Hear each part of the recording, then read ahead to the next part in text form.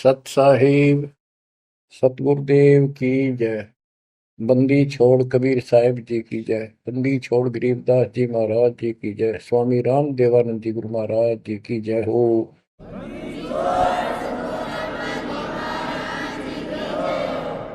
सर्व संतों की जय, सर्व भक्तों की जय, धर्मी पुरुषों की जय। श्री काशी धाम की जय, श्री सुडानी धाम की जय, श्री क्रोथा धाम की जय, श्री बरवाड़ा धाम की जय। सत साहिब परम पिता परमात्मा कबीर जी की असीम हृदय से बच्चों, आज आपको अपने घर का पता चला।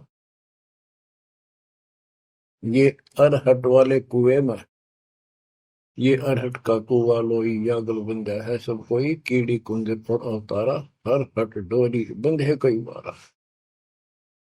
इस हर हट जैसे कुएं में बहुत बार चक्कर काट चुके हो। अब इस झंझट से छूटने का समय आ गया। आप किसी से पूछ लो, कोई भी मरना नहीं चाहता, पर सबको पता यहां रह भी कोई नहीं गा। यह समस्या क्यों है? ये इसलिए है कि अब मृत्यु अच्छी चीज नहीं। सबसे घटिया ये है। फिर वृद्धावस्था,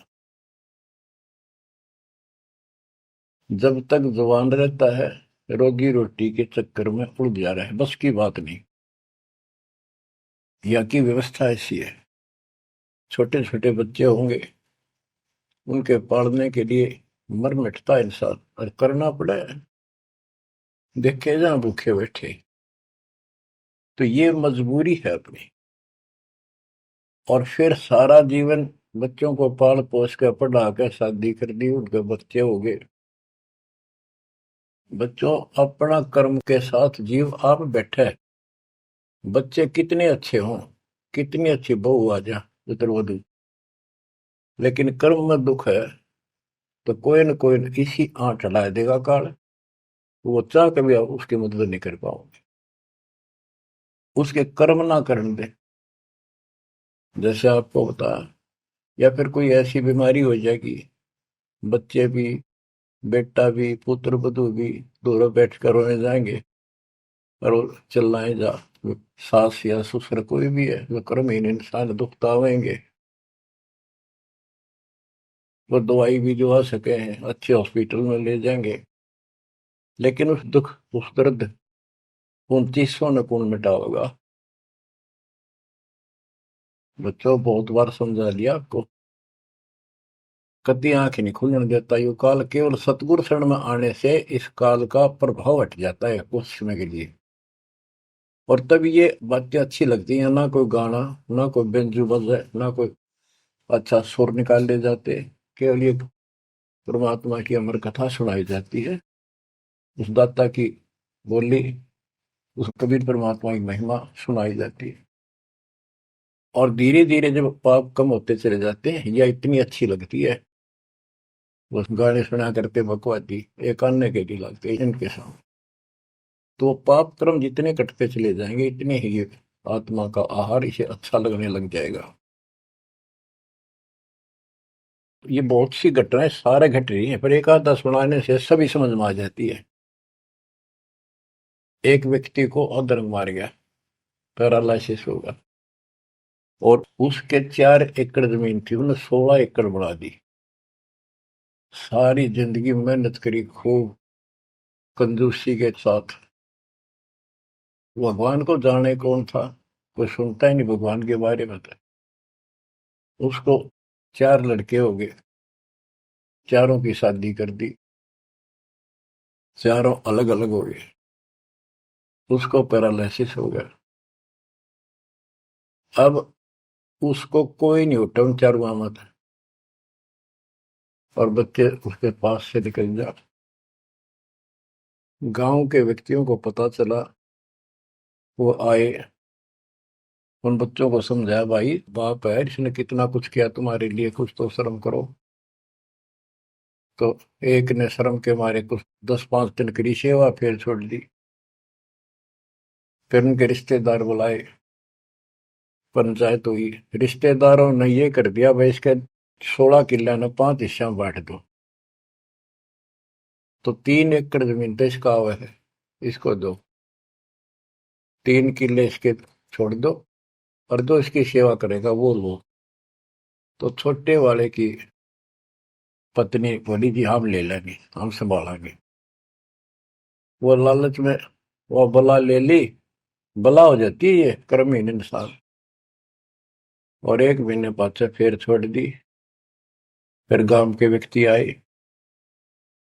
मेरा भाई क्यों नहीं संभालते तुम? वह बोली अब किले भी ले लो, मारो बस का कोई सबके बीच में। तो गांव के लोगों ने एक नौकर किया, 3 एकड़ जमीन में से उसका जो खर्चा वर्ता उसको ध्यान लगे। तो जब वो पंचायत हो रही थी, बताओ था एक आदमी, और हमने देखा कई जगह ऐसी घटना घटी।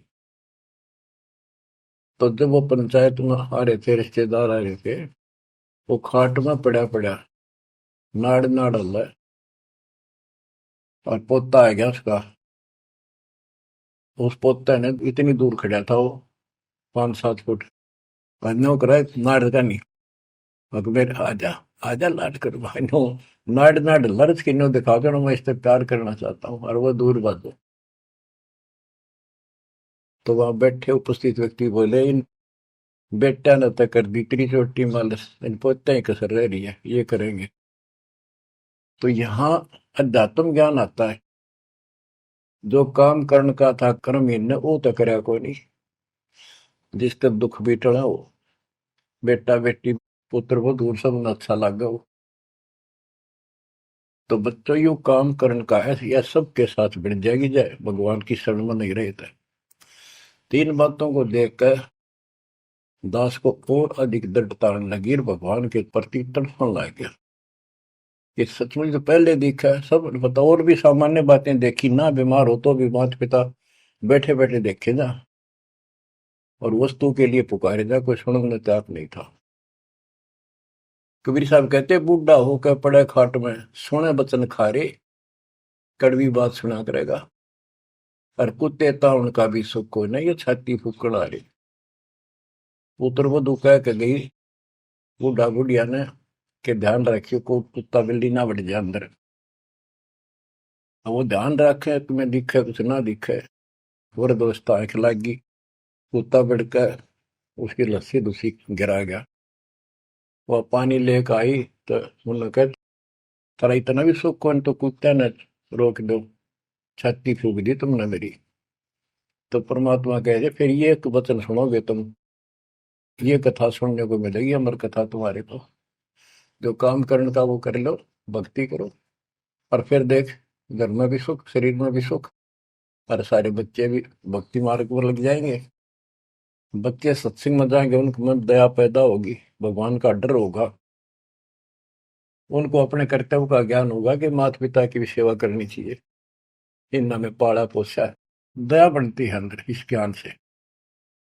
तो बच्चों इस भक्ति, इस सत्संग के बिना इंसान ऐसे जड़े डोका मर जाता है। और जब तक ये ज्ञान नहीं होता, वो काम हमने सबसे उत्तम और बस इतना ही ठीक है, वो अच्छा लग रहा था। तो यहाँ कबीर साहब कहते सतगुरु के उपदेश का सुनिया एक विचार, जय सतगुरु मिलते नहीं फिर जाते यम द्वार। वो दुख और आगे देखो, मृत्यु के बाद यम के दूत घसीट के ले जाएंगे धर्मराय के उस न्यायाधीश के दरबार में, फिर उनका फैसला होगा इसको नरक में डालो, इतने वर्ष, इतने दिन, इतनी घड़ी कैलकुलेटेड होते होंगे।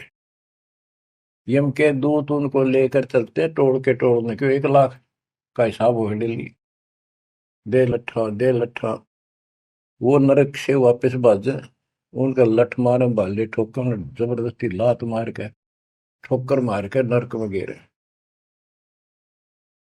कहते नरक द्वार में दूत सफर करते क्या चातान, उन तक कबू ना छूटता करता चारों खानी। नरक भोग का फिर चार खानी में भरमता, कुत्ते गधे शोर बनता, और कभी ना लगता पार। सो फेरा सब मिट गया मेरे सतगुरु के उपकार। बच्चों समझ लो इन बातों को और देखो मालिक की दया। ये बातें कदे हमने दादे परदादा पर भी ना सुनी, माता पिता से नहीं सुनी। उसकी दया हुई दाता की, और आज ये अच्छी लगे और बात एक भी अच्छी नहीं लगती। वो तो बेतुकी बातें हैं। थोड़ी देर बातें करनी पड़ती है इधर उधर की, 2 मिनट बाद में सोचा ही या तो जा अपना परमात्मा ने याद करे। तो यह लगन अलग से लगेगी, इस सत्संग से लगेगी, और भक्ति स्वर्ण दान करोगे या सेवा, ये सारे मिलकर आपको निर्मल करेंगे। आपको हर तरह से शक्ति आत्मा को मिलेगी। भोजन खाते हैं तो उसमें सभी प्रोटीन सब प्रकार के खाने होते हैं, तभी स्वस्थ शरीर रहता है। इस प्रकार हमने सेवा भी, जिसी बोले सुमरण भी, दान भी, ये करना पड़ेगा। और मर्यादा का निर्वाह परहेज भी रखने पड़ेंगे, तभी आत्मा स्वस्थ होगी, मोक्ष प्राप्ति योग्य होगी। बच्चों, धन है आपके माता पिता जिनसे जन्म हुआ। आपकी किस्मत को अगर व्याख्यान करने लगो, आपकी किस्मत का वर्णन करूं, कोई शब्द नहीं दास के पास। इतनी अच्छी किस्मत लेकर जन्मे हो तुम। आपका मनुष्य जीवन इस समय, मनुष्य जीवन के बाद फिर आपको शरण मिल गई। गजब अजब बात तो यह है कि आपको शरण मिल गई। आप देखो, नाम लेने तो पहले आप किस स्थिति में थे, क्या करा करते, सारा दिन कोहरे डले डोला करते, और मजदूर काल के मजदूर थे, बस पेट के मजदूर, माचे माचे अंडा थे। कोई भी अच्छा काम चाह कर भी नहीं कर पावा थे। आत्मा भी अच्छी थी, था आपकी नर्म भी थे, दया थी, भाव था, सारा था, भगवान की चाह भी थी, पर ऊपरली सी थी, काम चलाऊ सा था। और नाम लेने से पहले जब आपने स्टार्ट किया इस मार्ग को, देख मन कितनी बगावत करे था। ये कैसे हो सकता है, ऐसे कैसे हो सकता है, हमने तो ये पूजा की, हमने ये देखा, ये सुना। तो काल ने परमात्मा से पहले कहा था कि तुम्हारा जो हंस जाओगा ज्ञान बताने के लिए, उससे पहले कहते देवी देव धाम पधुआओ, तीर्थ व्रत और ये झूठे जब तब मन लाऊं। इस तरह की सारी शास्त्र साधना से इनको इतना मूर्ख बना दूंगा कि कोई भी उसके ज्ञान को सुनेगा नहीं। जाओ योग जीत संसारा, जीव न माने कहा तुम्हारा, जीव तुम्हारा कहा न माने, हमारी ओर हो बात बखाने। हमारी ओर होकर बात विवाद करेंगे तुम्हारे साथ। बच्चों, इन बातों को याद रखो। इस जीवन की सफलता है कि इसमें परमात्मा प्राप्ति हो। आप इसके निकट आ चुके हो। आपने जो भक्ति स्टार्ट करी, आपकी यही दशा थी। कति मन मान कर राजी नहीं था, और उस दाता देखो अपने बच्चों को कैसे कैसे कैसे कोई न कोई भेज के अपना बान भाई रह रह कर कथा सुनाई। कभी अच्छी लगी, कभी ना लगी, धीरे धीरे पाप करते गए, सुनते चले गए। कहते सो सब सिदर मैं करूं अपने जन के काज, हरने से पूजो मार दो नरसिंह दर के साज। इब्राहिम सुल्तान के साथ कितने खाड़े कर दिए, कितना पीछे पड़ गया जाता अपने बच्चे को नरक से निकालने के लिए। यही दशा अपनी थी। उस दाता ने कोई न कोई कारण बना के अपने को राह दिखाया है। हरे बच्चों, समझो इस मार्ग को, क्योंकि ये कथा जो सारी सुनाई जाती है, ये आत्मा को सहारा देती है। ये आत्मा बहुत सतर्क हो जाती है, इन पर सब पर विचार करती है, तब इस मन को साइड कर देती है कि बस बहुत हो लिया। आप देखो क्या हाल है, कल न पशु बन जाओगे, और पहले पेरा ने कितनी बार बन लिए। तो परमात्मा आपको बहुत लंबे समय से तैयार करते करते करते करते आ रहे, और आप भी लगे रहे। जैसे भी जितना दाव लगा जिस जन्म में आप करके, फिर काल का प्रभाव ज्यादा था, नहीं पार बसाई छूट गया मार्ग। जो गुरुद्रोही हो जाते हैं ना, वो सदा के लिए खत्म हो जाते हैं। वो तो अरबों खरबों वर्षों तक धक्के खाओगे। आप विमुख होते रहे, जैसे राबिया विमुख हुई। स्टार्ट वहां से नहीं था उसका, बहुत पीछे से था, लेकिन भक्ति की चाह बनी रही बनी रही। दाता फिर मिलते रहे। परमात्मा कबीर साहब कहते हैं, मेल अठेला जाइयो, तीर्थ धाम पर भटकियो, मेले बड़ा मिलाप, पत्थर पानी पूजते हैं, कोई साधु संत मिल जाओ। जब तक भगवान नहीं मिला है, तब तक ये आस्था भी बनी रहनी चाहिए। इसलिए परमात्मा कुछ लोगों को जो संस्कार तो निकाह होता है, कोई मत्था टेक के किधर जाके, और कुदरती वो संस्कार आ जाता, उसकी आस्था बनी रहती है वहां पर, तो भगवान में चाह बनी रही। कई नरसिंह बन के इसने आना पड़ा। निकाल ने तो मस्टरवा दिया था। प्रहलाद भगत की आस्था खत्म हो जाती, दाता रक्षा नहीं करते, सारे समाज में आस्था खत्म हो जाती मनुष्य जीवन में, कि भगवान है ही नहीं करे।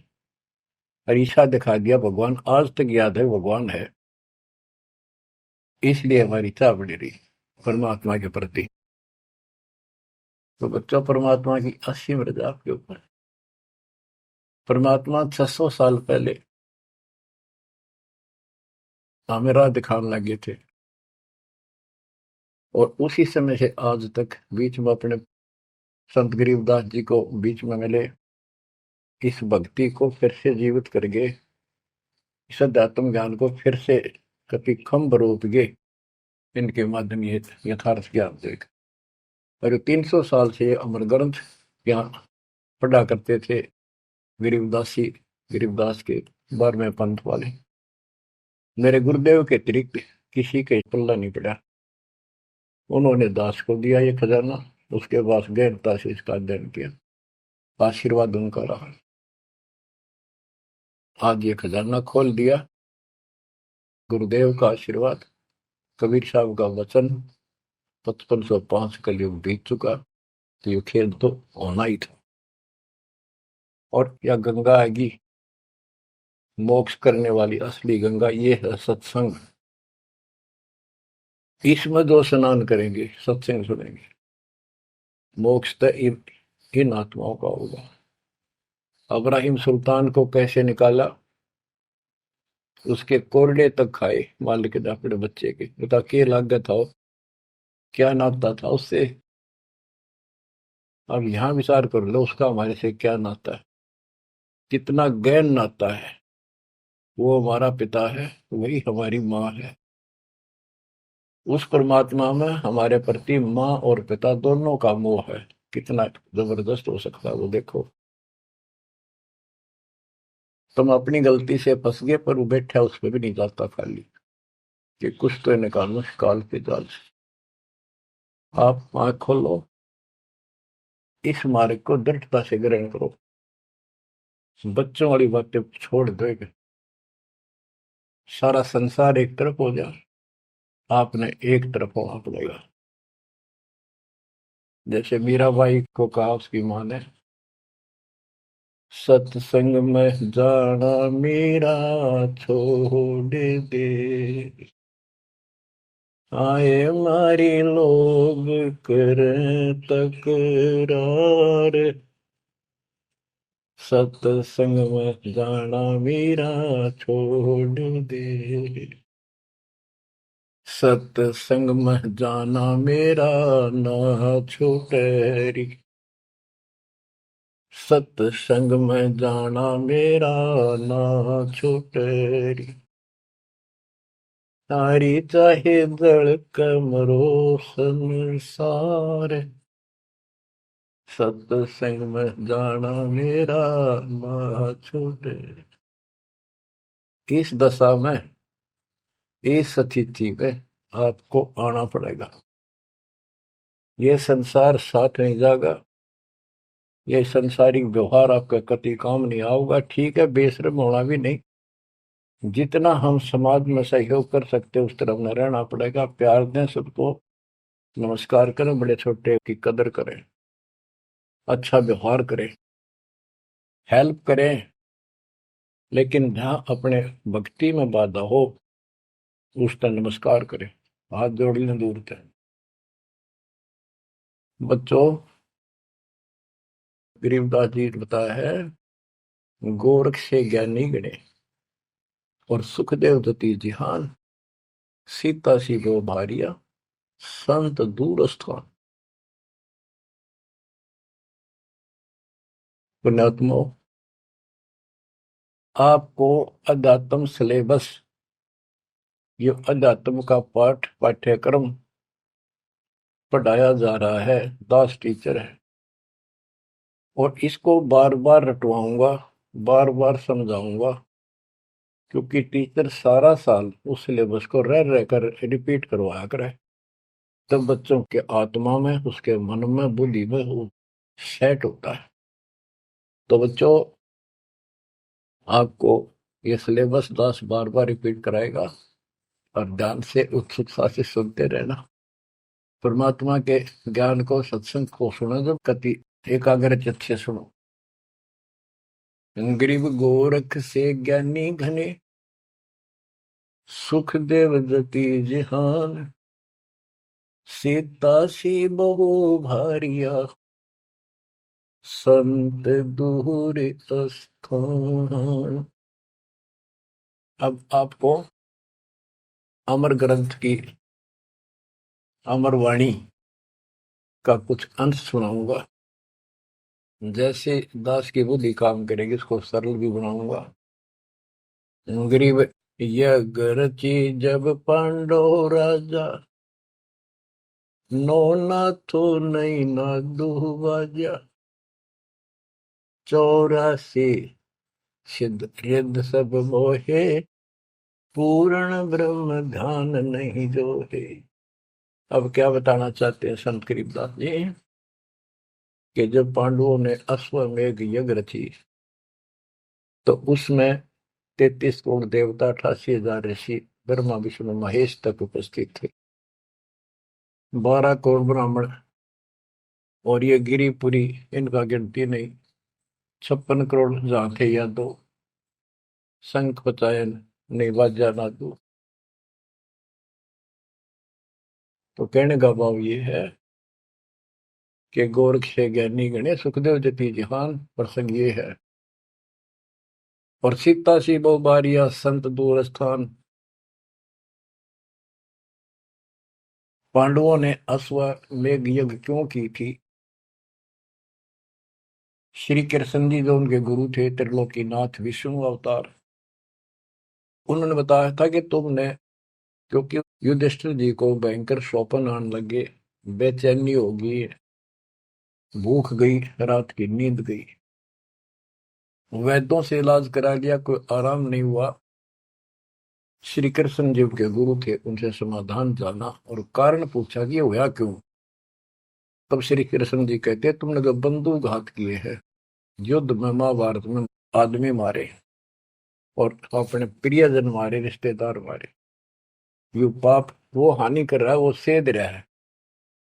समाधान ये है कि अश्वमेघ यज्ञ करो और पूरी पृथ्वी पर न्योता दे दो, कोई आओ, धर्म यज्ञ करो एक, और धर्म यज्ञ सफल होगी तो तुम्हारा यह दुख दूर होगा, अन्यथा नहीं होगा।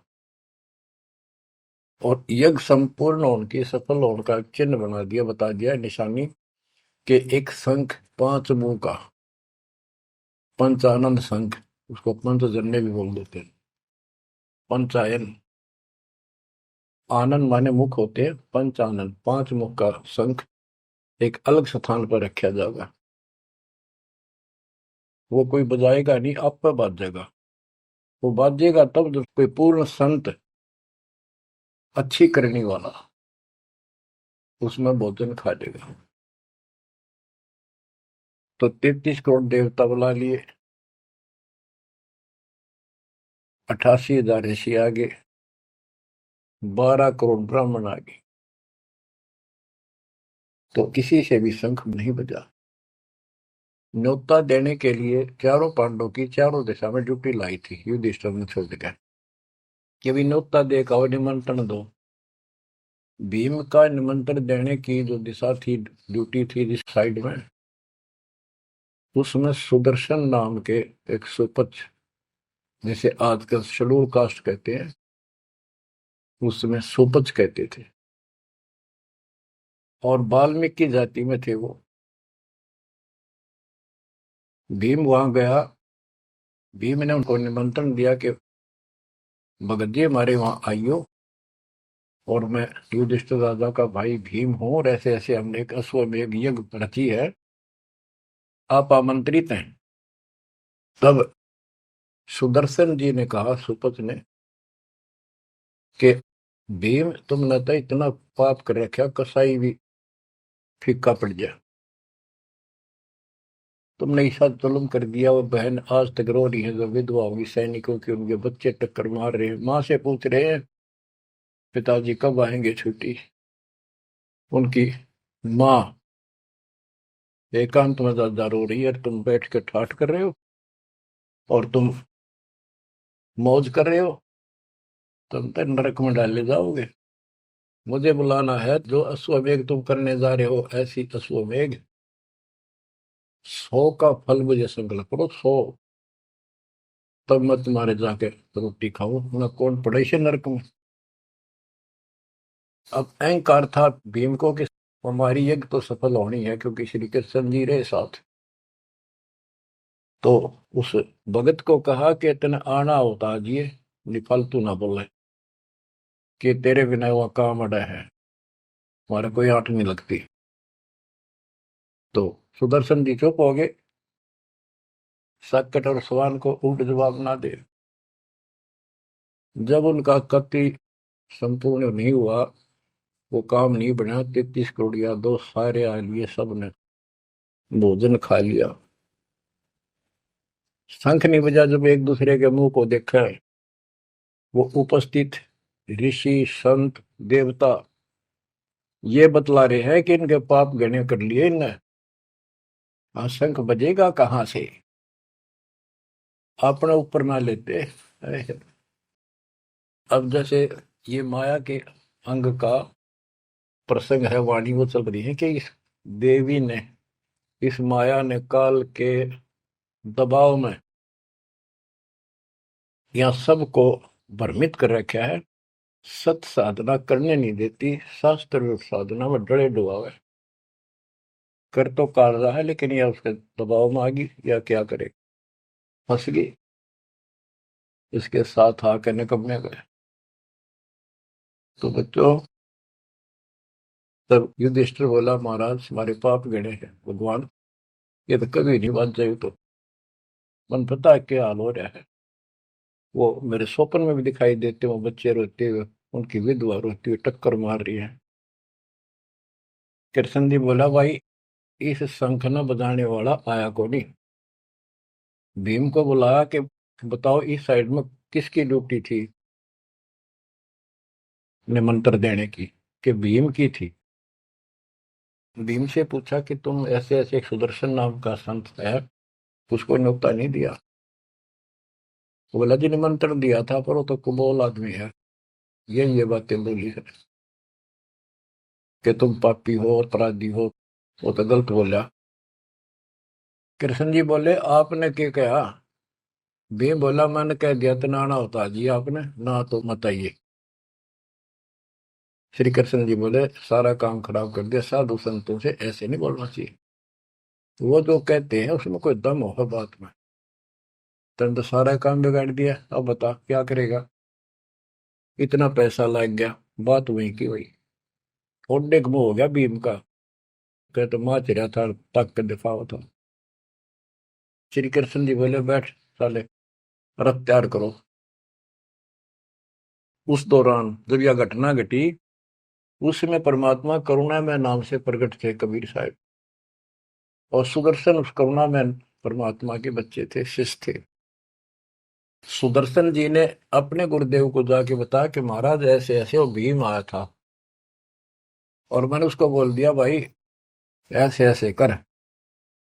परमात्मा बोले, भाई वो यज्ञ तो उनकी पूरी हो को ना, उन तो वो सारे माया के पुजारी बैठे हैं, वह फिर आओगे, तू खिसक जाए यहाँ पे। सुदर्शन जी तो निकाल दिए, परमात्मा सुदर्शन रूप बनाकर बैठ गए। पांचों पांडव छठे कृष्ण जी गए, 1 योजन 12 किलोमीटर दूर रथ से उतर लिए और पैदल चल पड़े। जाके श्री कृष्ण जी ने दंडवत प्रणाम किया तो पांडव तापा मरे पड़े थे, पांचवा ने उन्होंने किया। तब सुदर्शन जी बोले, एक सुदर्शन जी कहूंगा मैं, क्योंकि ये फिल्म है, फिल्म में जो रोल जो करता है वही बोला जाता है। सुदर्शन जी ने कहा, आओ त्रिलोकीनाथ, कैसे आना हो गया। श्री कृष्ण जी बोले, हे सृजनहार, हे सारी सृष्टि के रचनहार, आप जानी जान हो, ये पांडव हैं और ऐसे ऐसे नहीं, अश्वमेघ यज्ञ की है वो, आपके बिना संपूर्ण नहीं हो सकती। आप दया करो और भीम की गलती को माफ करो। सुदर्शन जी बोले, भाई मैंने जो शर्त रखी थी वह पूरी कर दो। भीम ने पूछ लो क्या शर्त थी मेरी, वो जी पता हमारे को।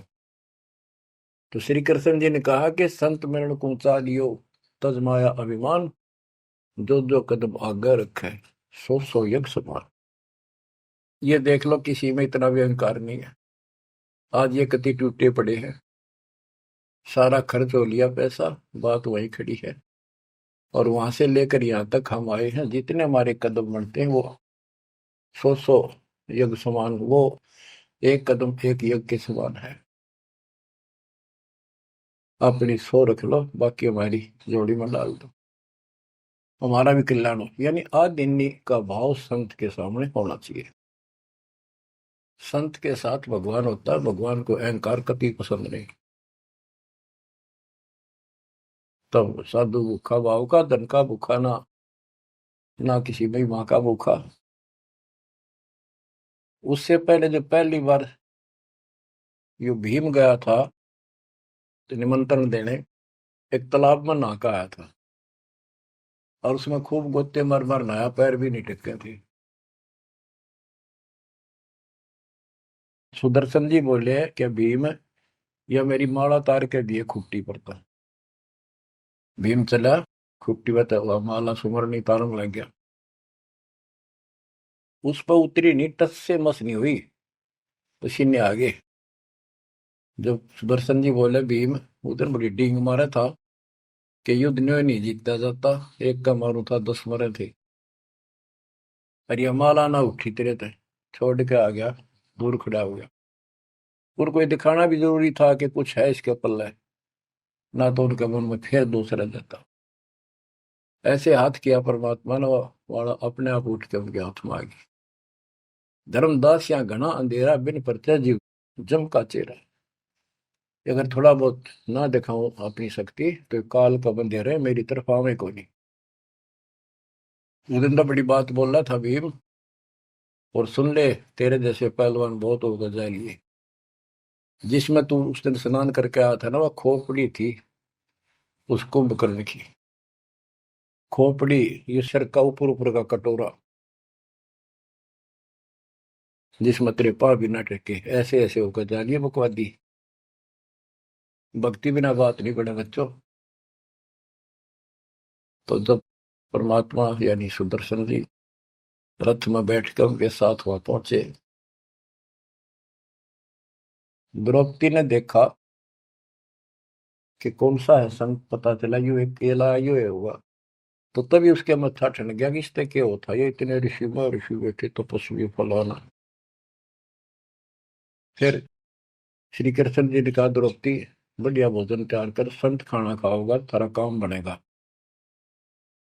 तो द्रौपदी ने सोचा, बढ़िया भोजन बनाऊं, कई प्रकार के पकवान बनाकर थाली में नारी नारी कटोरिया में रख कर दिए।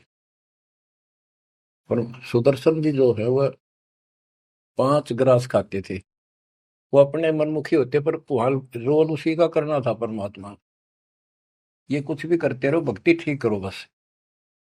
तो उन सब में से थोड़ा थोड़ा मिला के इकट्ठा कर लिया, खिचड़ी ही बना ली, कति रला दिए कि सारे पकवान वहां मिल जाए और सबका भोग लग गया। द्रौपदी मन में सोच रही थी, मैंने 1 घंटे तक आंख पड़वाई दूं मैं। और इतने बड़ी आइटम बढ़ाए। अब संत खाओगा और उंगली चाटेगा। और सरा होगा किसने बनाई है सब्जी रोटी। और इसने कुछ करना आता ना और ना शूद्र का शूद्र, ये कहाँ के शंख बजाएगा ये। अब परमात्मा ने यानी सुदर्शन जी ने 5 ग्रास खाए, 5 बार शंख बोला। वो युधिष्ठिर जी बड़े खुश हुए। कृष्ण जी से कह रहे आपने बड़ी दया करी, बड़े महापुरुष खोज के लाए, हमारा तो काम बन गया। कृष्ण जी बोले नहीं बना, ये तो शंख कंटिन्यू बजना चाहिए था अखंड। और काफी देर तक स्वर्ग तक सारी पृथ्वी पे इसकी आवाज जाएगी, धीमी धीमी मीठी मीठी प्यारी प्यारी, तब सफल होगी। युधिष्ठिर बोले हे भगवान, अब कौन रह गया, किसको लाओगे। बोला भाई इस वाल्मीकि के बाल सब, ना ही 3 लोग। ये के वाल्मीकि दिखे तुमने, इसके एक बाल के समान भी 3 लोग नहीं है। इतनी ताकत है इसमें, इतनी भक्ति की शक्ति है। अपने घर में कमी है वह खोजते। द्रौपदी बुलाई। द्रौपदी से कहा कि बहन साची बता, तेरे कोई दोष आया इस महापुरुष के प्रति। तो उसने शायरी बता दी जी, ऐसे ऐसे मेरे मन में दोष आया। द्रौपदी शुक्र मना, तेरे घर पर टूक तोड़ ली इसने आकर, खाना खा लिया। अपने घर सब 2 रोटी खा कर सोते हैं, कोई भूखा नहीं सोता। भगवान सब न दी है। इस तरह का अहंकार करने से काम नहीं बनते। इसके चरण धोकर पियोगी ने, जब तेरे अंतःकरण का पाप भी दूर होगा और कुछ राहत भी तब मिलेगी। अमृता क्या नहीं करता। द्रौपदी लाई बढ़िया सी थाली परात उठाकर चांदी की, और उसमें लोटा लेकर संत के चरण धोए, गाल के कटोरे में पीण लगी। कृष्ण जी बोले बहना था मुझे भी देना, इसे महापुरुष का चरणामृत कद कद मिला है। तो आधा द्रौपदी ने पिया, आधा श्री कृष्ण जी ने। और फिर वो देखो अखंड बाजा वो ऐसे ढंग से बजाए, इतना धीरे धीरे धीरे धीरे सुर बढ़ता चलेगा, स्वर्ग तक पूरी पृथ्वी पर आवाज गई, कण कण में सुनाई दिया। और जो पेड़ थे पौधे पूरे के पूरे बसंत की तरह फूल आ गए और खिल गए। इतना सुंदर मौसम होगा सुहावना। गोरख से ज्ञानी गणे और सुख दे जति जिहान, सीता सी गो भारिया संत दूर स्थान। संत को ऊपर दिखावे से ज्यादा मीठी मीठी लंबी चौड़ी कथा सुनाने से, अटपट करके प्रवचन करने से पहचाना नहीं जा सकता। तो बच्चों, न जीव की सी बुद्धि है को पहचान ले, पहचान लिए होते तो कबीर भगवान आए न थे, संत गरीबदास जी आ रहे कहने गए। अब बच्चों आपको थोड़ी सी अमृत वाणी सुनाता हूँ। ग्रीव फिर पांडवों की यज्ञ में शंख पंचायन टेरे, 12 कोटि पंडित जहां पड़ी सबन की मेरे। यज्ञ रची जब पांडव राजा, नौ नाथों ने नादू बाजा। उस यज्ञ में 9 नाथ, 84 सिद्ध, 33 करोड़ देवता, 88,000 ऋषि, 12 करोड़ ब्राह्मण और 56 करोड़ यादव, जो श्री कृष्ण के वंशज थे, जो पांडवों के रिश्तेदार थे। क्योंकि श्री कृष्ण जी की बहन सुभद्रा अर्जुन के ब्याही थी। या क्या कहते हैं, यज्ञ रची जब पांडव राजा, नौ नाथों ने नादू बाजा। 84 सिद्ध रिधि सब मोहे, पूर्ण ब्रह्म ध्यान नहीं जो है। अब माया के उनकी वाणी पर देखो छिए, इन्होंने बताया है कि 84 सिद्ध 9 नाथ ये रिद्धि सिद्धि में उलझा रखे थे। 84 सिद्ध रिद्धि सब मोहे, इन्होंने पूर्ण ब्रह्म ध्यान नहीं जो है, पूर्ण परमात्मा की भक्ति नहीं करी। कोटि 33 यज्ञ के माही, सुर नर मुनि जन गिनती नाही। 56 कोटि जहां थे यादो हो, जिनसे नाही बाजा नादू हो। कोटिक वक्ता वेद उचारी, ना बयम संपूर्ण सारी। सठ दर्शन की गिनती नाही, अनाथ जीव जी में बो माही। ओहो, सठ दर्शन ये गिरिपुरी कहती है बहुत गड़े आए हुए थे, और अनाथ जीव भी बहुत गड़े आए। शोरंदर मुनिजन तपा सन्यासी, दंडी वृत्त बहुत उदासी। कामधेनु कल्प वृक्ष ही लाए, तीन लोक के सुर नर आए। पांचों पांडवों कृष्ण शरीरा, जिनसे यज्ञ बही निधीरा। होय होय। पांचों पांडवों और श्री कृष्ण जी वही खाना खा चुके थे, उनसे यज्ञ बही नहीं थीरा, उनसे यज्ञ नहीं हुई पूरी। एक बाल्मीक नीचे कुल साधु, जिन शंख पचायन पूरे नादु। और गनो माया के पूता, ब्रह्म जोगनी सब ही दूता। ओहो, कहते हैं एक बाल्मीक नीचे कुल साधु, जिन शंख पचायन पूरे नादु। ये और गनो माया के पूता, ये और तक माया के भ्रमित है। माया सिद्धि प्राप्त करके लोगों को प्रदर्शन करना, ये भी माया जाल।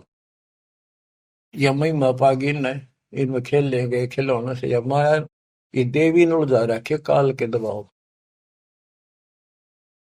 कहते हैं और गनो माया के पूता, ब्रह्म जोगिनी सब ही धूता। अब क्या बताते हैं, गिरि पांचों पांडव संग हैं, और छठे कृष्ण मुरार। चलिए हमारी यज्ञ में हे समर्थ सिरजनहार। अब श्री कृष्ण जी भी तो तीन लोक के मालिक हैं, पिछले संस्कारी हंस है। परमात्मा ने उनको सद्बुद्धि दी, उनकी दिव्य दृष्टि खोली कुछ समय के लिए, तो उनको भगवान दिखाई दे था। वो सुदर्शन उस दिन थे भी भगवान, पर उसको एहसास था, क्योंकि अध्यात्म मार्ग के अंदर अपने आप आत्मा अपने से शक्तिशाली के आगे नीचे हो जाती है, मुरझा जाती है। गिर पांचों पांडव संग हैं, और छठे कृष्ण मुरारे। चलिए हमारी युग में समर्थ सृजनहार। गिरि पांडव यज्ञ अश्वमेघ में, सतगुरु किया पिया ने। पांचों पांडव संग चले, और छठा भगवान। गिरि पांडव यज्ञ अश्वमेध में, वाल्मीकि की बे। शंख पचायन बजाइया, राख्या नहीं संदेह। ग्रीव सुपत रूप धर आइया, सतगुरु पुरुष कबीर। तीन लोक की मेदनी, सुर नर मुनि जन भीड़। ओह, कहते हो सुपुच का रूप धरकर स्वयं सतगुरु परमेश्वर कबीर जी आए, जहां पर तीन लोक की सेना बैठी थी मेदनी, या दुनिया भरी पड़ी थी। 33 करोड़ देवता, 88,000 शेरियो, 56 करोड़ यादव। 33 कोटि यज्ञ में आए, 688 सारे। 12 कोटि वेद के वक्ता, सुपच का शंख बजा रे। के 33 करोड़ देवता, 88,000 ऋषि, 9 नाथ, 84 सिद्ध, 12 कोटि वेद के वक्ता ब्राह्मण, ये सारे वहां पर बैठे थे। उन तो यो छोटा सा काम नहीं हुआ, 3 ताप के अंतर्गत पांडव दुखी हो रहे थे। तुम कौन राम का जपते जापम, ताते कटे ना तीनों ताप। तो बच्चों, परमात्मा की आपके ऊपर असीम रजा है। आपको पूर्ण परमात्मा की भक्ति मिली, पूरा सतगुरु मिला, आपको मोक्ष दी दाता सच्चाई।